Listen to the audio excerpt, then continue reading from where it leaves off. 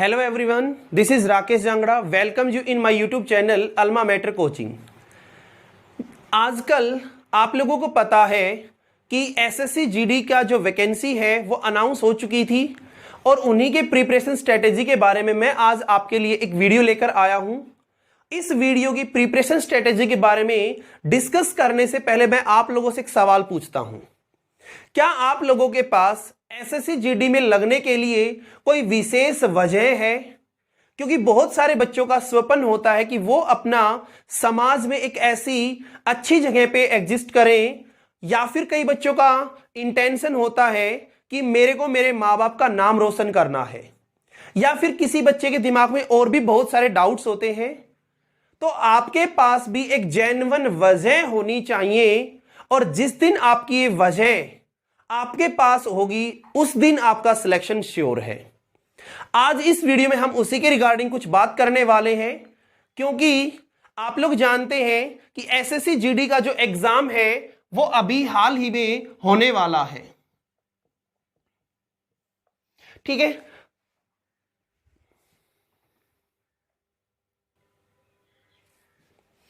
तो इसके अंदर मेनली 4 सेगमेंट होते हैं। पहला होता है मैथमेटिक्स, दूसरा होता है रीजनिंग,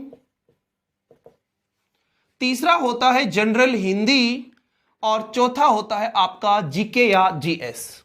प्रत्येक जो सेगमेंट है वो 25 मार्क्स का है, और प्रत्येक का जो वेटेज है वो 1 मार्क्स पर क्वेश्चन है। राइट, अब हम बात करते हैं इसके अंदर टोटल जो वैकेंसीज हैं, टोटल वो है हमारे पास 25,271, 25,271। अब हम बात करते हैं इसके अंदर मेनली 4 सेगमेंट्स होते हैं। 4 स्टेप्स के अंदर किसी भी एक बच्चे का सिलेक्शन होता है। पहला आता है इसके अंदर रिटन एग्जाम। रिटन एग्जाम आप लोगों को देना होता है।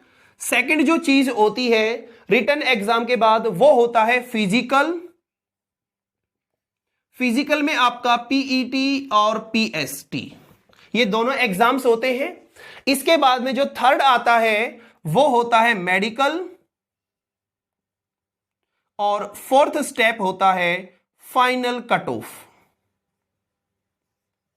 अगर कोई भी बच्चा इन चारों स्टेप्स को कवर करता है तो जो फाइनल जो कट ऑफ लगी है उसके साथ साथ डॉक्यूमेंटेशन भी होता है।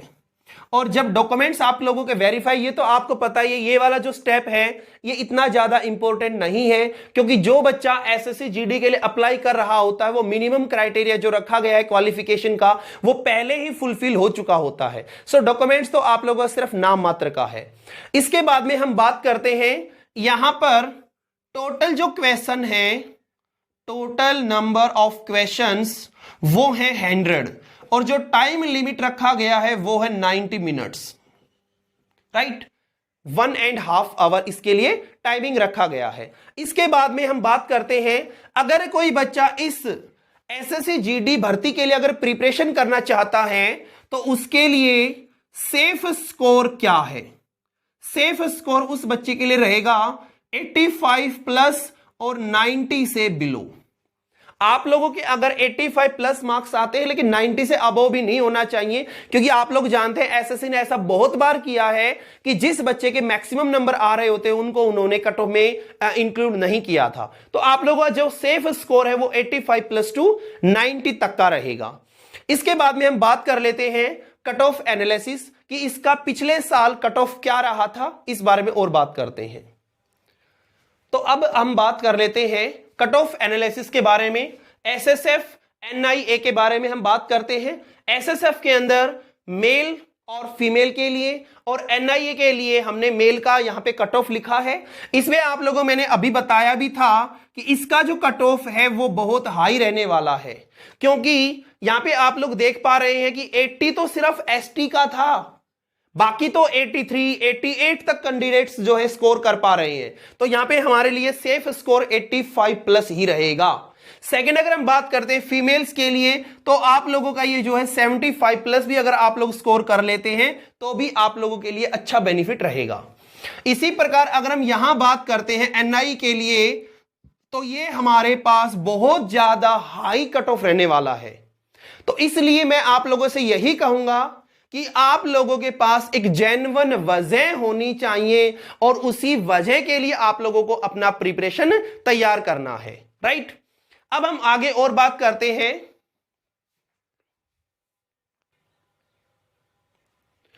तो अब हम बात करते हैं, जब आप लोग एग्जाम देने जाएं तो टाइम मैनेज कैसे करें। देखो, टाइम मैनेज करना आप लोग एक दिन पहले भी देख सकते हैं कि टाइम को कैसे मैनेज करेंगे हम, बट मैं यहां इसलिए आप लोगों से ये बात शेयर करने जा रहा हूं ताकि आप लोगों को आज ही उस पैटर्न पर तैयारी करने की आदत बन जाए। जैसे कि हम बात करते हैं मैथमेटिक्स के लिए टाइम जो है वो किस प्रकार से आप लोग मैनेज करेंगे।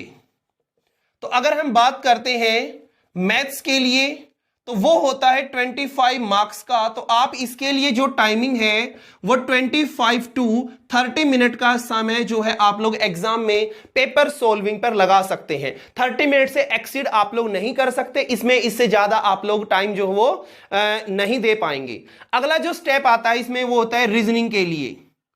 रीजनिंग के लिए आप लोगों के पास 25 मार्क्स के क्वेश्चन होते हैं। इसमें रीजनिंग का लेवल थोड़ा सा हाई होता है, इसलिए हमने यहां रखा है इसके लिए भी वही 25 to 30 मिनट्स। आप लोगों का जो ओवरऑल है 1 आवर वो इसमें अगर आप लोग लगा देते हैं, बाकी बचे हुए सब्जेक्ट्स आपका जो है हिंदी है, आपका जो जीके है, इनमें भी आप लोगों के 25 क्वेश्चंस आते हैं और इसके अंदर भी आप 15 मिनट्स के अंदर ये काम कर सकते हैं। मैंने आप लोगों के लिए 15 मिनट्स इसलिए रखा है क्योंकि आप लोगों को सिर्फ क्वेश्चंस को रीड करना है, जस्ट रीड करना है क्वेश्चंस को, इसमें कोई सॉल्यूशन वगैरह नहीं है। सो आप लोग इसमें टाइम मैनेज अच्छे ढंग से कर पाएंगे। एट लास्ट हम बात करते हैं आप लोगों के पास कौन कौन सी बुक होनी चाहिए और कैसे आप लोगों को प्रिपरेशन करनी है। सो बुक के बारे में और हम बात कर लेते हैं। तो देखिए बुक कौन कौन सी हैं। अगर आप लोग जनरल बुक जो कि अपना ऑब्जेक्टिव अर्थमेटिक की है, एस चांद की बुक है, और एडवांस के लिए आप लोग RS अग्रवाल जो कि आपको यहां दिख भी रहा है, मार्केट में जाए तो आपको फोटो भी पता होनी चाहिए, जिसमें आप लोग ऑब्जेक्टिव के लिए क्या बताया मैंने अभी आप लोगों को, एस चांद। और आप लोग अगर एडवांस के लिए पढ़ना चाह रहे हैं तो वहां पे लेके आओगे आप लोग RS अग्रवाल। ये दोनों ही बुक ऐसी हैं जिसमें आप लोगों का सिलेक्शन होने के चांसेस बहुत अच्छे हैं, क्योंकि इसके अंदर सभी प्रकार के क्वेश्चन सोल्व किए हुए हैं, हर टाइप का सवाल इसमें सोल्व कर रखा है। इसके अलावा अगर हम बात करते हैं रीजनिंग का, तो रीजनिंग के लिए भी RS अग्रवाल की ही जो बुक है वो बहुत ही बढ़िया है, आपको यहां वो भी दिख रही है, ठीक है ना। इसके अलावा हम बात करते हैं जीके और हिंदी के लिए। इन दोनों के लिए आप लोग जो है ल्यूसेंट की बुक पढ़ लेंगे तो भी आप लोगों के लिए इनफ है, वो भी आपको यहां दिख रहा है। जब आप लोग मार्केट में जाएं तो इसका स्क्रीनशॉट आप लोग ले लीजिएगा और आप लोगों को यही बुक परचेज करनी है। अब यहां पे हम बात करते हैं, आजकल का जो एजुकेशन सिस्टम है वो थोड़ा सा बदल चुका है। मोस्ट ऑफ द स्टूडेंट चाह रहे हैं कि हम ऑनलाइन प्लेटफॉर्म पर अपना जो एजुकेशन है, ऑनलाइन प्लेटफॉर्म पे जो हमारा कोचिंग है वो पूरा हो, जिसमें आप लोगों को प्रैक्टिस सेट भी मिल जाए, जिसमें आप लोगों को अच्छा खासा टाइम मैनेज भी हो जाए, है ना। और इन सब चीजों को कवर अप करने के लिए आजकल YouTube के ऊपर बहुत सारे चैनल हैं।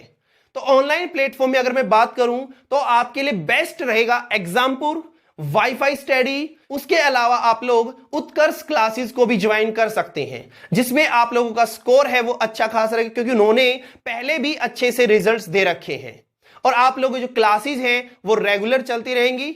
I hope you will definitely get the job. Thanks watching for this video.